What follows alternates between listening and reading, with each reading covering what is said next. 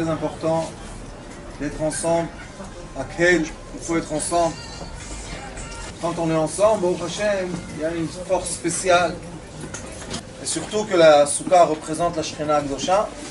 Et la Shekhinah Akdosha, en hébreu, on l'appelle la mère. C'est la maman céleste.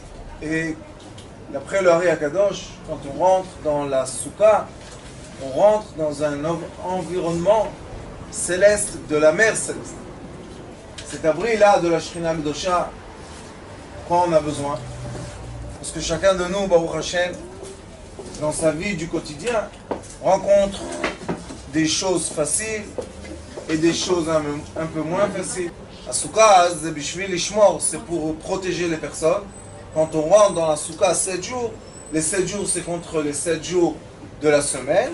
Et Bezrat Hashem, les hommes surtout et les femmes aussi, quand ils rentrent dans la Souka toute la semaine et ils font les brachot dans la Souka, cet abri, tous les patriarches, Abraham, Yitzhak, Yaakov, Moshe, Aaron, Yosef et David, tous les patriarches après toute l'année, ils vont nous accompagner tous les jours, chacun son jour. On a vu écrit dans le Zohar Kadosh, Parashat Nassau, il est écrit là-bas que la lumière céleste, c'est la guérison totale de l'être humain. Et comment la lumière céleste rentre, s'impose, influence l'être humain terrestre, que nous sommes un corps? Il y a 3 parties. Ces parties-là sont très intéressantes, très profondes. La première partie, c'est la partie lumière. La deuxième partie, c'est le cerveau de l'être humain, l'antenne. Et la troisième partie, c'est le corps de l'être humain composé par des atomes. Alors nous avons une lumière céleste, qui est la Souka, le Srach. Nous avons le cerveau de l'être humain, c'est la Kavana, avec le Lulav. Dans le Lulav, nous avons toutes les parties du cerveau, on va expliquer. Et après, nous avons l'être humain, qui est dans la Souka, qui est minuscule, mais c'est lui qui va tout influencer après. Ça dépend de ce qu'on fait dans la Souka. La première partie des lumières, ça s'appelle la partie des lettres. La partie des lettres veut dire que les lumières célestes veulent communiquer avec l'être terrestre.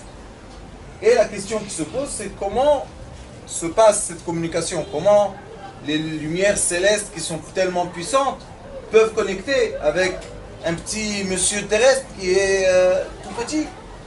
Rashi dit dans Bereshit, Bezrat Hashem, après Sifrat Torah, on va commencer Bereshit. Et là-bas, au début, Rashi dit, pourquoi Kadosh Baruch Hu a créé l'être humain debout et non pas comme tous les animaux? Il doit être à 4 pattes.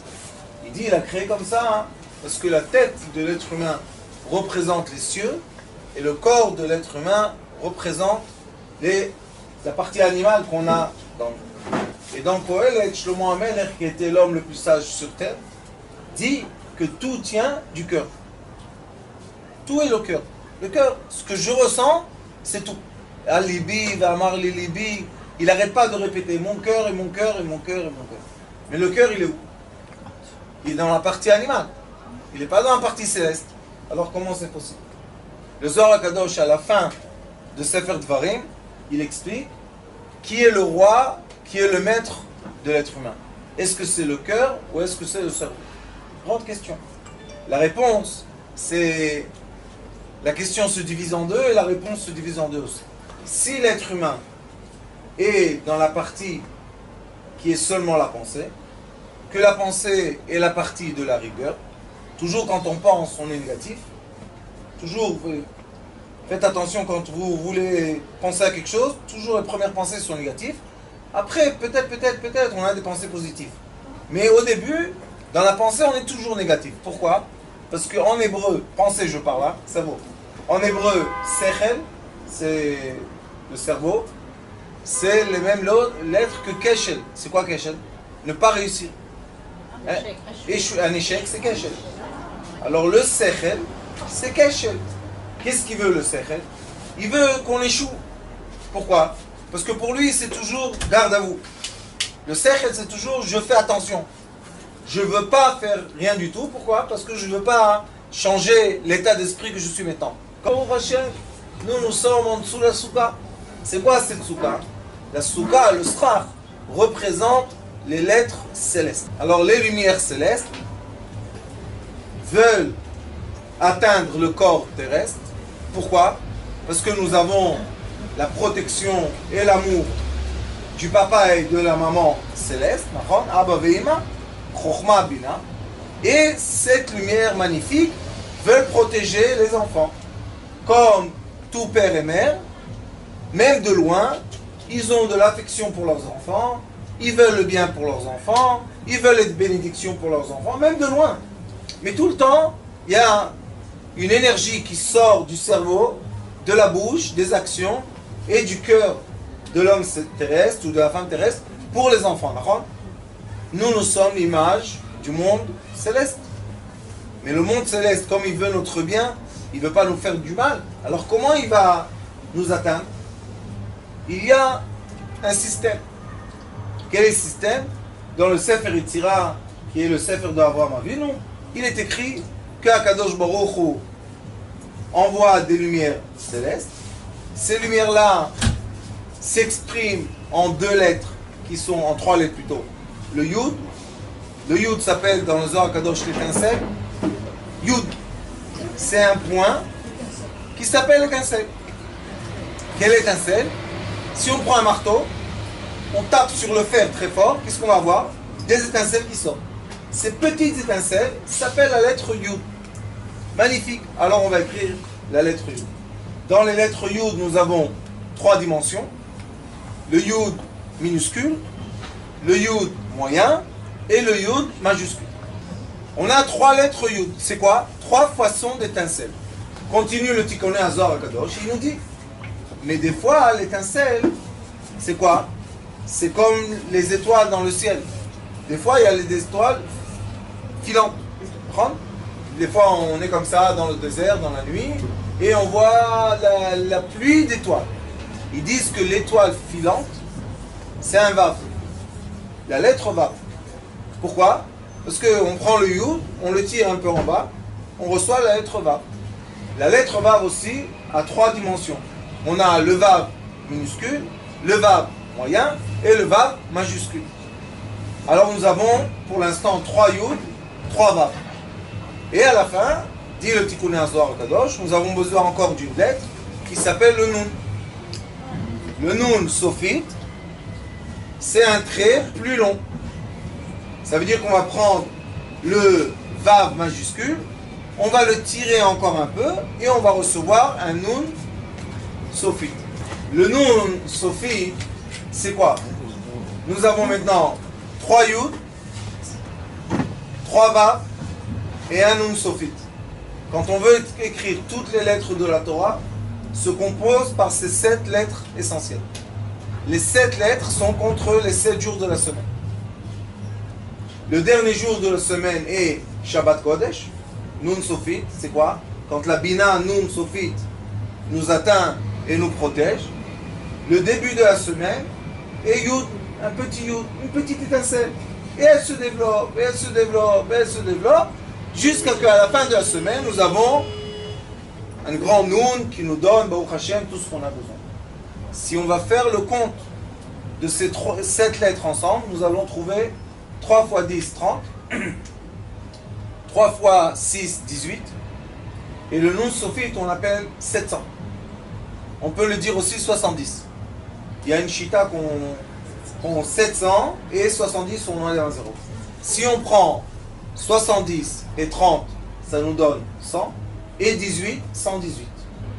Le nombre maximum d'électrons qu'il y a dans un atome. Le nombre maximum d'électrons dans un atome est 118. C'est beau, Rabbanit? Parce que le Nun Sophite c'est 700, on enlève un 0.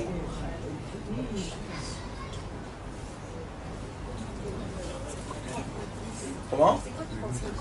3 Yud. On a dit au début il y a l'étincelle, 3 Yud.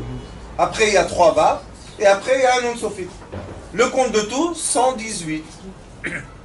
Nous avons déjà le début d'un code, que ce code-là veut dire « je veux parler avec vous ». Tout le monde cherche la langue céleste, terrestre. Tout le monde cherche Michelangelo, ils ont envoyé des messages dans le monde, peut-être il y a un autre monde, peut-être, mais personne n'a répondu. Alors, pour l'instant, on a la lumière divine et l'être humain terrestre. C'est ce qu'il y a. 118 électrons dans l'atome le plus grand, c'est le tableau Mendeleïev. Mendeleïev a fait un tableau de tous les atomes. Il y a 118 atomes. Et pas par hasard. Et quand on parle de 118 façons de connexion, nous avons par exemple le Aleph. La lettre Aleph, c'est un Vav de You. 26. Nous avons la lettre Bet. La lettre Bet, c'est deux Vav, un sur l'autre. Deux Vav, en hébreu on écrit Vav. Vav à Vav, c'est 13. Et Vav à Vav, c'est 13. 2 fois 13, 26. Et etc., etc. On va sur toutes les lettres de la Torah qui sont écrites avec des Yud et des Vav et des Nun. Et on voit dans toutes les lettres, j'ai un tableau, que ce tableau-là m'a été donné par mon Rav. Et on voit que toutes les lettres de la Torah, c'est 26. 26, c'est le nom d'Akadosh Baruch Hu. Quel nom d'Akadosh Baruch Hu? Le nom de la création. Le nom des atomes. Le nom de la Havaya. C'est quoi la Havaya, Rabbanou? La Havaya, c'est l'existence. Alors nous avons la volonté des parents et le résultat de leur volonté. Alors nous avons un être sur terre, et je parle toujours du mot être, qui s'appelle Adam, qui est l'homme, un être sur terre qui a un langage écrit. Les animaux, les poissons, la volaille, tout le monde ont des langages, mais pas des langages écrits. Ça veut dire qu'ils n'ont pas, ils n'arrivent pas à détecter le message céleste. Comment ils vivent? Ils vivent par la nature, par l'énergie de la nature. Ils ont dans leur cerveau un programme, et ils vivent d'après ce programme-là. On essaye de transformer un oiseau, même un perroquet, qui se comporte comme une poule, on n'arrive pas. On demande à la poule soit un canard, non. Mais chez les êtres humains, oui. On prend quelqu'un d'ignorant, qui a grandi dans un kfar, un village en Chine, par exemple, et on lui dit évolue, est-ce qu'on peut lui enseigner les lettres? Oui. Est-ce qu'il arrive à les lire? Oui. Ça veut dire qu'il arrive à déchiffrer le code céleste. Et ce code céleste-là, c'est le discours entre les cieux et l'être humain. Et je parle de l'être humain, pas encore le juif. Le juif, c'est encore un degré. Mais premièrement, il faut être un être humain pour capter le code céleste. Quelle est la partie dans l'être humain qui capte le code céleste? C'est le cerveau. Notre cerveau, Baruch Hashem, d'après le Zohar Kadosh, est composé de 3 parties essentielles. Il y a l'hémisphère droite, qui est les rêves et tout ce qui est sans limite. On a l'hémisphère gauche, qui est tout ce qui est limité. Et nous avons le liquide du milieu. Il y a dans le cerveau, et ça, Baruch Hashem, les êtres humains vont encore beaucoup étudier ça, au milieu du cerveau, entre les 2 hémisphères, il y a un liquide. Ce liquide-là, d'après le Zohar Kadosh, c'est un cerveau qui s'appelle le 3e cerveau. Qui est quoi? Qui est exactement le juste milieu entre le côté droit et le côté gauche. Et dans le côté droite, qui est les rêves, et le côté gauche, qui est tout ce qui est limité, normalement, d'après la nature, le côté droit de la tête devait être un peu plus grand. puisqu'il n'est pas limité.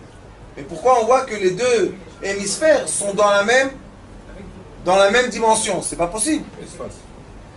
Ils prennent la même grandeur. Et on a le milieu. Pourquoi c'est comme ça? Parce que, d'après le Zohar HaKadosh, le code céleste,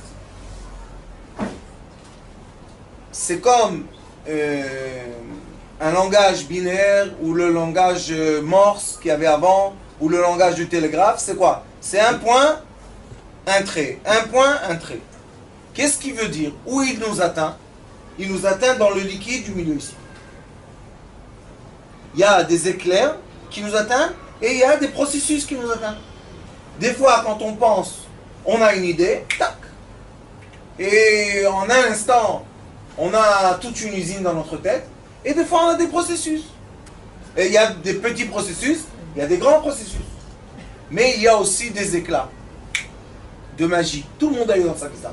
Tout d'un coup, tac, une façon. Je vais vous poser une question. Je prends un camion immense qui pèse 20 tonnes. D'accord? J'ai pris tout le camion, 20 tonnes, je l'ai rentré dans une machine immense, immense, immense, qui presse. Elle presse, elle presse, elle presse, elle presse, elle presse, elle presse. À la fin, j'ai reçu un carré. D'accord? Un carré comme ça, devant moi, disons 50 cm3. Combien pèse le carré? 20 tonnes. Ça veut dire que les choses immenses peuvent aussi être toutes petites. C'est quoi l'éclat, le génie qu'on appelle? Le côté gauche de notre cerveau ne sait pas traduire le génie, l'éclat. Il ne sait pas. Ça ne lui appartient pas. Alors on a le côté droit du cerveau, que dans le liquide du cerveau du milieu, c'est où on met les téphilines. Dans ce liquide-là, quand on reçoit le message d'un Yud, qui reçoit le message? Le côté droit. Il arrive à absorber le message d'un génie. Qu'est-ce qu'il fait? Il absorbe. En un instant, il a une idée magnifique. Après, il envoie le message vers qui? Le côté gauche. Et le côté gauche commence à faire le processus. D'accord? Maintenant, des fois, nous avons une idée qui est quoi? Qui est un processus. Qui va recevoir le processus? Le côté droit ne sait même pas comment rentrer. Qui rentre? Ça rentre dans le côté gauche. C'est pour ça que le côté droit du cerveau et le côté gauche du cerveau sont dans un équilibre. Sinon, on devait avoir le côté droit du cerveau beaucoup plus grand. Mais ce n'est pas le cas. Ça veut dire que le côté milieu du cerveau, qui est un liquide, qui est beaucoup plus dilaté que le cerveau même, qui est un liquide qui est beaucoup plus compressé, d'accord? Ce côté du milieu, c'est lui qui absorbe tout. Et c'est pour ça que l'être humain, quand il fait un travail dans sa vie, il doit arriver au mitzvah. C'est quoi mitzvah? Der hamemutza. Dit Shlomo HaMelech, le chemin du milieu et le bon chemin. Qu'est-ce qu'il veut dire? Il veut dire sois toujours dans un équilibre. Quoi qu'il arrive dans ta vie, tu dois être toujours dans l'équilibre. Si je reçois d'un côté les étincelles ou d'un autre les processus, je dois garder mon équilibre. Pour garder l'équilibre, rentre maintenant la dernière partie qui est le corps humain. Qui représente le corps humain? Le cœur. Le cœur est le roi des membres. Pourquoi il est le roi des membres? Parce que le cœur, s'il n'envoie pas le sang dans tous les membres du corps, malheureusement, la personne ne peut pas tellement vivre. Alors le cœur est le roi des membres de l'être humain. Ce cœur-là a un système nerveux indépendant. Vous savez que le cœur peut battre en dehors du corps tout seul, sans être connecté au cerveau. C'est le seul membre qui peut faire ça. Le cœur est le seul membre que si on le fait sortir du corps, il reste dans la petite boîte et il boit, et il bat. Qu'est-ce qu'ils ont trouvé les scientifiques? Que le cœur a un cerveau individuel à lui. Alors nous avons dans l'être humain deux cerveaux et un corps. Nous avons le cerveau au cerveau, nous avons le cerveau du cœur, nous avons le système qui est quoi? Le système nerveux qui fait travailler le corps, et nous avons aussi le système du cœur qui est le sang qui fait travailler les membres. Donc au milieu nous avons un corps, d'un côté nous avons un cœur, de l'autre côté nous avons un cerveau. Cette image-là que je vous dis est exactement comme l'image du cerveau et aussi exactement comme l'image du cœur. Qu'est-ce qu'il y a dans le cœur? Il y a la chambre qu'on appelle la chambre droite et nous avons la chambre essentielle et au milieu il y a un muscle. Vous savez qu'il y a un muscle au milieu. Quand on ne se sent pas bien, on fait des arrêts cardiaques, toute chose, ça veut dire que le milieu du cœur ne marche pas.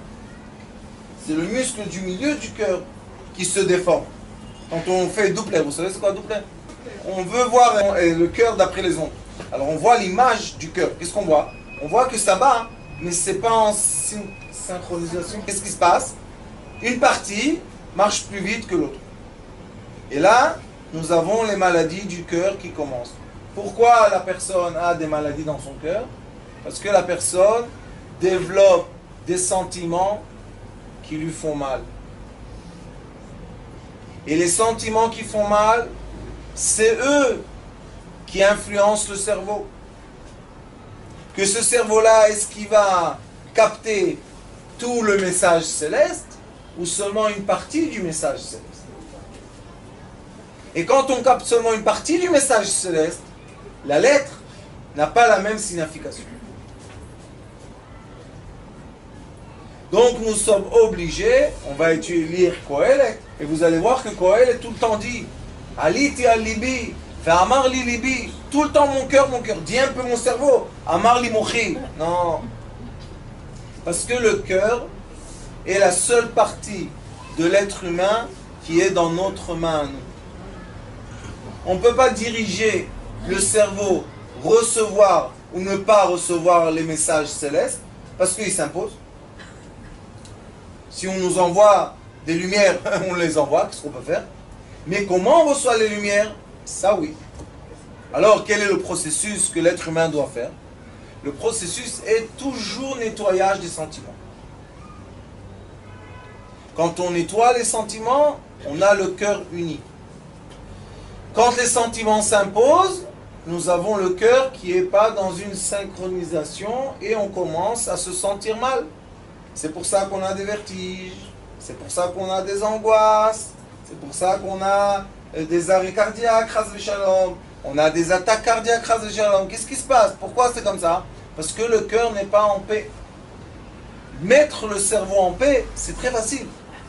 On fait méditation, ou bien on entend une musique qui nous met dans un silence, et ça, c'est magnifique, il n'y a pas de problème. Mais mettre le cœur en paix, ça c'est le travail de l'être humain. C'est pour ça qu'Akadosh Baruch Hu nous dit Ve'ahavta, aime-moi. Je ne veux pas que tu penses à moi parce que ce n'est pas dans tes mains. Le message céleste des 3 Yud, 3 Vav et le nom, c'est un message, c'est une lettre qui est envoyée, SMS. Vous savez, c'est comme votre iPhone aujourd'hui. Vous recevez un message dans le groupe WhatsApp. Priez pour ta ta ta ta ta. Il y a une personne qui va continuer la journée, il ne va même pas faire attention. Pourquoi? Parce qu'il est occupé, son cœur est occupé dans quelque chose d'autre. Il y a une autre personne, c'est comme ma cousine. Qu'est-ce qu'il y a? Elle va s'affoler tout le monde. Qu'est-ce que c'est? C'est la même lettre WhatsApp. Mais une personne va le ressentir dans son cœur d'une telle façon et une autre personne va faire l'interprétation pas comme la première personne. Et ça sera la différence de quoi? Comment je traduis les messages célestes. Alors dans Pirkei Avot, Barthénoura, c'est un des commentateurs, dit c'est quoi que Aaron Ohev Shalom Rodef Shalom? Qu'est-ce qu'il faisait? Il dit, il allait chez un, il lui dit, tu sais, j'ai rencontré ton ami. C'est écrit comme ça dans la Torah. J'ai rencontré ton ami et je l'ai vu pleurer. Mais il est plié en quatre. Qu'est-ce qu'il y a? Oh, il est tellement triste que vous vous êtes bagarré. Il ne peut pas supporter. Le pauvre, le pauvre. Il voit que l'autre, ça lui atteint le cœur un peu, les yeux deviennent un peu liquides. Il dit, il n'y a pas de problème. Il va chez l'autre. Il lui dit, tu sais d'où je viens? Qu'est-ce qu'il y a? Celui-là, là, que tu es en bagarre avec lui, oui. Qu'est-ce qui s'est passé? Presque attaque du cœur. Presque. Pourquoi? Parce que on lui a dit que tu te sens pas bien. Il a pleuré, il s'est jeté par terre et tout. Ni un s'est jeté par terre, ni l'autre s'est jeté par terre. Aaron s'est jeté par terre. Mais quand ils se rencontrent, comme ça il est écrit, quand ils se rencontrent dans le chouk, dans le marché, ils tombent un sur l'épaule de l'autre. Ah mon ami, ne te fais pas du mal. Je voulais pas te faire du mal. Qu'est-ce qui s'est passé? Aaron a travaillé le cœur, non pas le cerveau. Moshe Rabbeinu travaillait le cerveau. Il travaillait la halakha. Il leur disait c'est comme ça et il n'y a pas à droite, à gauche. Mais Aaron, c'était le cœur. Pourquoi le cœur? Parce que le rôle de Aaron, c'est d'emmener les sacrifices vers Akadosh Baruch Hu. Et maintenant, dans la fête des Sukkot, s'il y aurait le Beth Amikdash, on donne 70 bœufs. À qui? À Akadosh Baruch Hu. Pour qui? Pour nos ennemis. Pour nos ennemis. Puisque maintenant, on est dans la galoute et nos ennemis sont nos ennemis. Malgré qu'ils viennent, ils sourient et tout va bien. Mais encore, l'amour, on n'a pas vu tellement. Alors qu'est-ce qu'on fait nous? On fait comme Aaron. On leur dit, regardez, malgré que vous, 2000 ans, vous voulez notre mal, nous, on veut votre bien. Malgré que vous priez à toute chose et vous cherchez faire le mal au peuple juif, nous, on cherche à vous faire du bien. Comment vous faites du bien? Voilà, Aaron a Cohen, regardez, nous avons un Cohen Gadol. Et le Cohen Gadol, au lieu d'être dans sa souka et manger de la viande et boire du vin, qu'est-ce qu'il fait? Il travaille dur pour vous. Qu'est-ce qu'ils font les peuples quand ils voient ça? Il dit, eh bien dis donc, hein, ces juifs-là, malgré tout ce qu'on leur fait, encore ils prient pour nous. Oui, c'est qui? Aaron a Cohen. C'est pour ça que Aaron, comme il a la force de la paix, il a la force du cœur, il a la force de l'amour, on lui mettait, vous savez, sur le cœur, il avait deux significations. Il avait le nom sur le cerveau. Vous savez, ici, il y avait le titre, il y avait le nom sacré, mais ça, c'est le cerveau. Il y a deux parties, le Yud et le He, qui est le côté droit, et le Vav et le He, qui est le côté gauche, qui représentent le côté droit, les messages célestes, les Yud, le côté gauche, les messages terrestres, les Vav, et Baruch Hashem, c'était le titre, et il y a le cœur. Qu'est-ce qu'il avait sur le cœur? Le Choshen. Qu'est-ce qu'il y avait dans le Choshen? 12 pierres qui représentaient les 12 tribus, qui représentent les lettres de la Torah, qui représentent plein de choses. Pourquoi? Parce que c'est comme un rêve. Le rêve, c'est quoi la traduction d'un rêve, vous savez? Le rêve, la traduction du rêve, c'est comment la personne qui l'entend va l'interpréter. C'est pour ça qu'on dit, si tu as rêvé quelque chose, va chez quelqu'un qui t'aime, pose-lui la question. Pourquoi? Parce que celui qui t'aime, pourquoi on ne dit pas va chez quelqu'un qui comprend? On devait dire va chez un professeur de rêve. Non, va chez quelqu'un qui t'aime, raconte-lui. Et lui va te dire tout seul. Akol et tova, ze beseder. Et quand il va te dire tout est beseder, la lettre du rêve prend la signification positive. Mais si tu vas chez quelqu'un et te dit ouh, ça c'est pas un bon signe du tout. Commence ras shalom le désastre. La personne se dit qu'est-ce qu'il y a? Pourquoi c'est pas un bon signe? Qu'est-ce que j'ai fait? Ah, oh là là là là, tu dois réparer beaucoup de choses, c'est très dangereux. La personne, même si le rêve ne veut rien dire, maintenant, ça y est, elle est rentrée dans une histoire que Dieu nous en préserve. Ça montre quoi? Ça montre que la personne est les sentiments. Et la personne n'est pas le cerveau froid. Même ceux qui disent que je suis un cerveau froid, parler à leurs sentiments, ils vont se comporter exactement comme les personnes qui sont sentimentales. Mais si vous essayez de parler avec le cerveau aux deux personnes, vous allez recevoir deux comportements différents. Qu'est-ce qui unit les gens?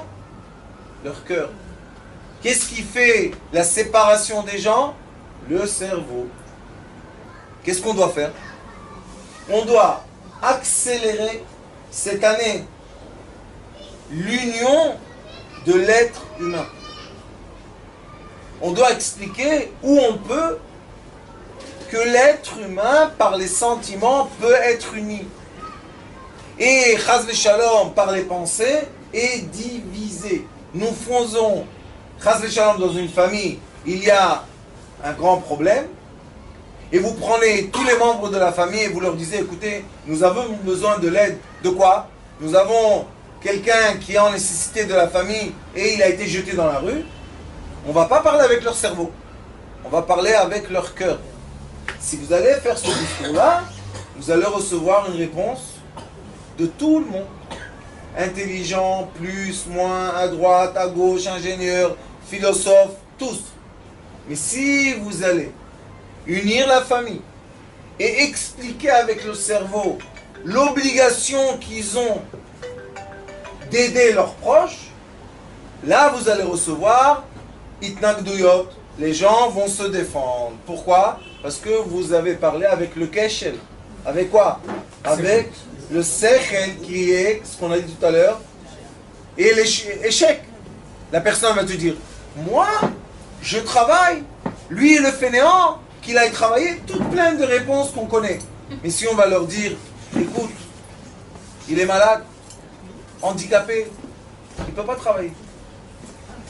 Et ses enfants, les pauvres, ils ont besoin de manger. Si on va parler comme ça à la personne, qu'est-ce qu'elle va faire? Tout le monde va dire oui. Plus ou moins donner, tu peux donner 10, tu donnes 20, ce que tu veux. Mais tout le monde donne. Mais si on dit aux gens, tu es obligé, par quoi? Par la logique des choses, les gens disent non. Moi obligé? Non, putain. J'ai ma femme, je soutiens la famille de ma femme, j'ai mon mari, mon fils, ma cousine, ma tante. Tout le monde va tout de suite avoir quoi? Avoir un raisonnement logique qui est toujours le raisonnement négatif des choses. C'est pour ça que ce qu'on doit faire entre nous, surtout cette année, d'affaiblir la force du Yetzer Hara et l'union par l'amour. Nous devons être unis seulement par nos sentiments et non pas par nos différences de pensée et de savoir. Et quand on est unis, Baruch Hashem, alors notre cœur, c'est lui qui reçoit les messages. Et là, ce qui se passe, c'est magnifique. Pourquoi? Parce que le cerveau reprend son rôle naturel d'être quoi? L'antenne qui capte les messages. Le cœur fait son travail naturel, c'est aimer, Ahava. Ahava, c'est Echad. Echad, c'est union. Et donc, on a l'union du cerveau, l'union du cœur, et nous avons aussi l'union des organes du corps. Qui représente les organes du corps? C'est le foie. On dit que le foie représente les organes du corps. Pourquoi? Dans le foie aussi, nous avons le côté droit et nous avons le côté gauche. Le côté droit et le côté gauche du foie ont aussi un milieu. Le côté gauche est plus petit, le côté droit est beaucoup plus grand. La bile est dans le côté droit, c'est elle qui jette le feu, mais le côté gauche passe le milieu du corps. Il est plus petit. Nous devons faire aussi l'union entre les deux côtés du foie, qui sont quoi? Le sang, le système sanguin et le corps humain. Alors nous avons le système sanguin qui est le corps humain, nous avons le système du cerveau qui est le système nerveux, et nous avons le système du cœur qui est le système de la vie. D'accord? Et maintenant, nous avons un être uni qui ressemble à quoi? Quel être vous voyez là? Shin. Ça vient maintenant pour vous, hein? C'est la soukha qui nous donne ça. Shin, d'après le Zohar HaKadosh, on écrit Yud, Vav, Yud, Vav, Yud, Vav.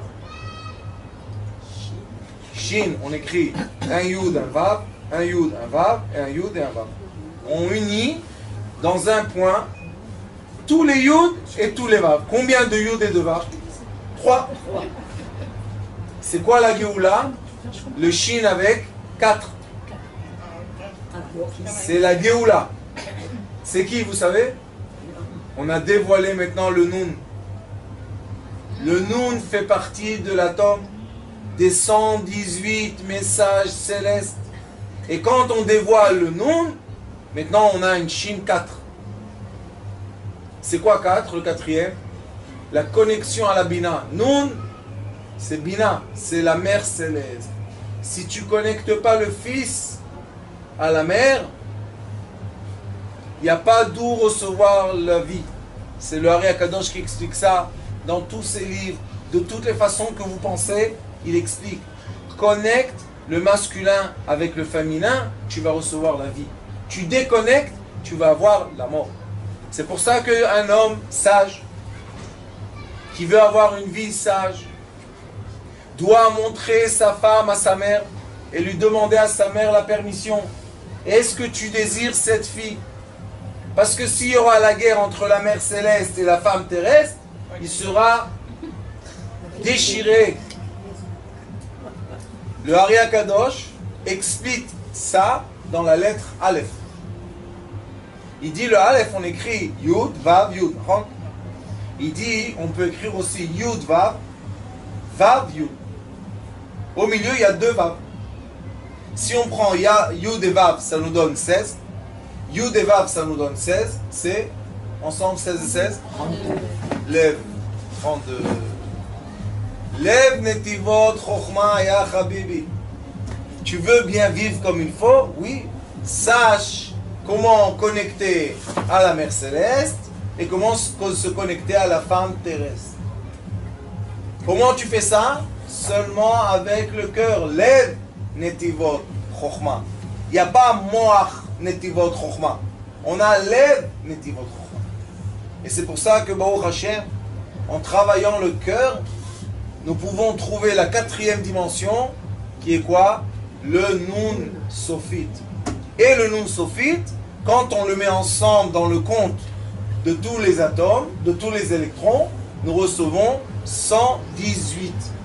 Qui veut dire en hébreu 8, 1 et 1. 8 et 2, 10.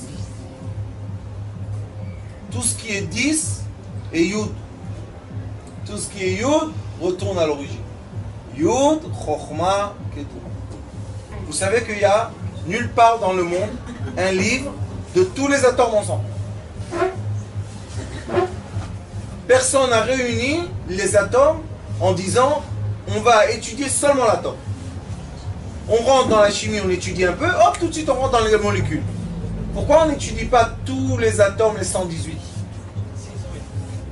Parce que si on va exposer aux gens terrestres le message céleste de l'atome, qui est quoi? Qui est Yud, qui est amour, qui est union, maintenant les gens vont ressentir proche. Ils vont aimer. Quand il y a l'amour, il n'y a plus la Avodah Zara. Et 2000 ans de Galout, c'est 2000 ans d'Avodah Zara. Et Bezrat Hashem, vite, vite, vite, il est écrit que le Mashiach peut venir de 2 façons. Il peut venir ou par une guerre, Chas v'Shalom, très difficile, ou bien il peut venir par quoi? Par l'union facile. Parler avec le cœur des gens, c'est facile. On a tous des sentiments. Jaune, rouge, noir, blanc, orange, toutes les couleurs des êtres humains. 2,20 m, 1,40 m, tous on a le sentiment. Tous. Qu'on ait les langues que vous voulez, nous avons tous les mêmes sentiments. Vous savez, j'ai eu la chance de voyager beaucoup dans le monde. Quand on voit quelqu'un qu'on ne connaît pas et on vous le présente, si on baisse la tête comme ça, tout le monde entier comprend que je vous donne du kavod. Pourquoi tout le monde entier comprend ça? Qu'est-ce que j'ai dit dans ma bouche? J'ai rien dit. Alors pourquoi, quand je baisse la tête, les gens comprennent, je vous donne du kavod? Qu'est-ce que c'est cette compréhension-là? Parce qu'il y a un langage qui est le langage du corps, que ce langage du corps est dirigé par qui? Par le cœur, que si la personne a de l'orgueil, on voit sur son corps, Si la personne est humble, on voit sur son corps. Alors on voit que beaucoup de messages, la plupart des messages, après que vous finissez une réunion avec quelqu'un, seront quoi? Est-ce qu'il est intelligent ou pas? Ou est-ce qu'il est gentil ou pas? Les gens disent, tu sais, comme il était gentil. Quel rapport? Tu veux vendre une maison? Que gentil, pas gentil. Donne-moi l'argent, prends les clés, laisse-moi tranquille. Non, non, lui, je ne peux pas lui vendre la maison. Pourquoi? Et les voisins, les pauvres? Tu vends une maison, vends-lui la maison, achète-la. Non, il y a le sentiment. Et qui va à la fin prendre la décision, j'achète ou pas? Le sentiment. Je vends ou pas? Le sentiment. Et c'est dans tous les réseaux de notre vie. C'est pour ça qu'on doit être connecté à la Mère Céleste. Que la Mère Céleste, c'est Nun Sharei Bina. Et il est écrit dans le Tana de Beliaou, c'est quoi Lev? Lev Bina ou Ba'alev Mevin. Le cœur comprend. Qu'est-ce qu'il comprend? Tous les langages du monde. On ressent les gens. Empathie, on dit en français? L'empathie, si quelqu'un il est antipathique, hein, tous les mots comme ça, on ressent ça. Et c'est pour ça que les gens doivent être unis, à mon avis, pas seulement par l'écran. Les gens doivent chercher l'union aussi par quoi? Par, je ne vais pas dire le toucher, mais se voir, se sentir, s'entendre. Pourquoi? Parce que là, le cœur peut se connecter d'une façon beaucoup plus facile que quand on voit un écran. Bon, c'est bien l'écran, c'est magnifique. On peut être connecté à des centaines de milliers de gens, c'est beau. Il y a des énergies. Mais il manque. Qu'est-ce qui manque? Le ressenti de la soukha. Ce que le cœur veut dire et exprimer et ressentir. Il a besoin du quoi? De tous les 5 sens. C'est pas suffisant la vue et l'ouïe. On a besoin de l'odorat. On a besoin du toucher. Même qu'on pense que on ne se touche pas, je vais vous expliquer comment on se touche très fort. Et on a besoin de quoi? Du goût. C'est quoi ça? C'est l'oxygène qu'il y a dans la chambre. L'haleine qui sort de tout le corps, de tous les gens qui sont ici, qui vont former maintenant une haleine générale, que cette haleine générale rentre dans notre bouche quand on parle, et dans notre nez, et on goûte les gens. On goûte. C'est vraiment ce que je vous dis, c'est physique. Pourquoi? Parce que l'oxygène qu'il y a dans la chambre est composé de l'haleine qui sort de la bouche des gens. Dans l'haleine, il y a le message qui vient du cœur. C'est pour ça qu'en hébreu on dit Evel. C'est l'haleine qui sort, c'est le Evel. D'où ça vient? Du chauffement du cœur qui est refroidi par les poumons qui vont sortir l'haleine de la bouche. Et c'est pour ça que nous, maintenant dans la chambre, en voulant ou pas, nous sommes en train de se goûter tous. C'est un peu choquant, hein? Mais si vous voulez savoir la vérité, c'est la vérité. Et à part ça, nous avons le toucher. Est-ce qu'on se touche ou pas? Le parterre est commun. L'oxygène dans la chambre est commun. La table, commun. Tout. Alors on se touche, on ne se touche pas. Je bouge un livre, lui il vient, il bouge le livre. On s'est touché? Oui, par l'intermédiaire du livre. Mais quand on est derrière un écran, l'extrémité du monde, c'est bien, mais ça manque. Et l'odorat. Vous savez que l'odorat et l'odorat. Vous savez que l'odorat, c'est une synapse dans quoi? Dans la mémoire de l'être. Une synapse. L'odorat, c'est ce qui nous rappelle le plus vite des choses. Le plus vite. Quand on sent quelque chose de bien, on peut imprimer dans la personne ce qu'il a ressenti quand il a senti l'odeur. On peut reprendre l'être humain dans beaucoup de phases dans sa vie, juste avec l'odorat. Quel parfum il mettait sur son corps, à quel âge de sa vie. Et cet odorat-là, quand on est derrière un écran, on ne reçoit pas. Disent les sages de la Torah, et vous allez voir que la science va suivre. Déjà, on sait que l'odorat est une vitesse de l'air. Vous savez ça? L'odorat, c'est une vitesse de l'air.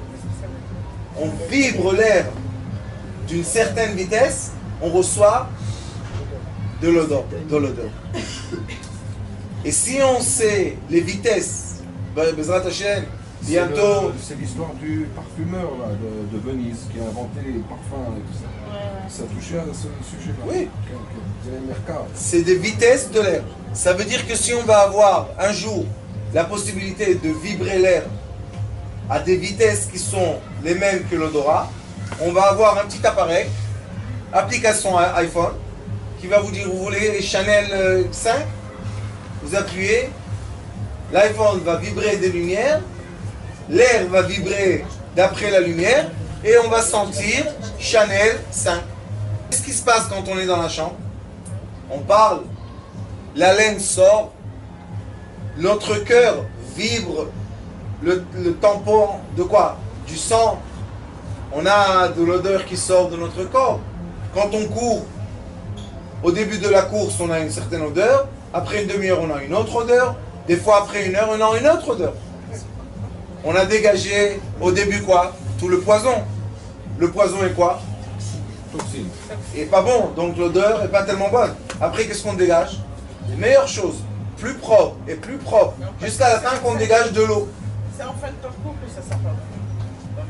Ça dépend combien était le parcours. Mais, et ça, Baruch Hashem, on a eu la chance avec Rabbanit Gila de voir beaucoup de fois qu'on a vibré la conscience d'une personne et on a eu une odeur qui s'est dégagée dans la chambre.